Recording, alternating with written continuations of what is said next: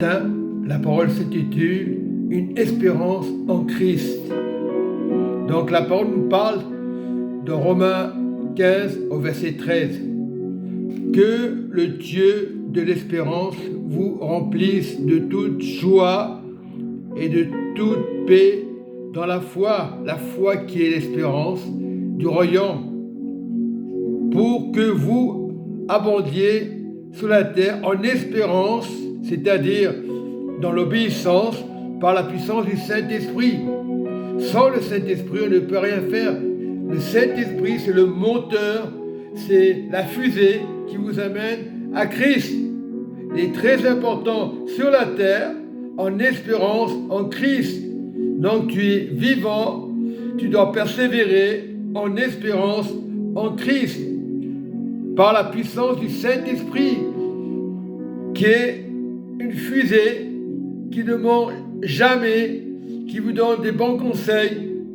Sur la terre, il y aura des batailles, mais l'espérance du Saint-Esprit, c'est la démonstration que Satan ne peut pas vous toucher.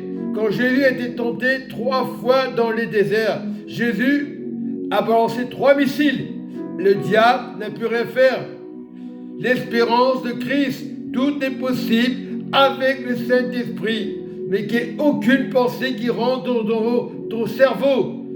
Gardez l'esprit en espérance. C'est l'esprit qui va convaincre l'ennemi. Nous sommes tous d'accord. Nous sommes dans ce lieu d'amour. Sur la terre, il y a beaucoup de problèmes, beaucoup de tremblements de terre, beaucoup de guerres. Mais l'espérance du Saint-Esprit va détruire les œuvres du diable.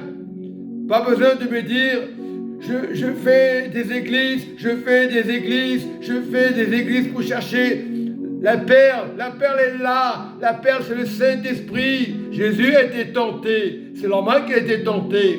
Et aujourd'hui, le diable nous tente. Le diable n'a pas de cornes.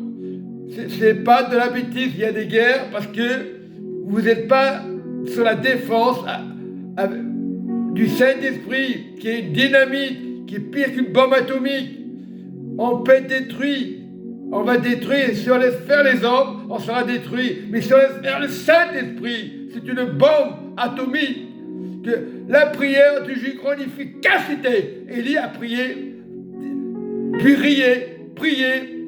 La pluie s'est arrêtée. Il a prié, la pluie a repris. C'était un homme comme toi, comme moi. Parce qu'il avait la puissance du Saint-Esprit. On fait des églises, formation, rien ne change. On cherche des divisions d'églises, rien ne change. Si vous avez la puissance du Saint-Esprit, je parle à toutes les églises. Soyez bénis. Amen et Amen.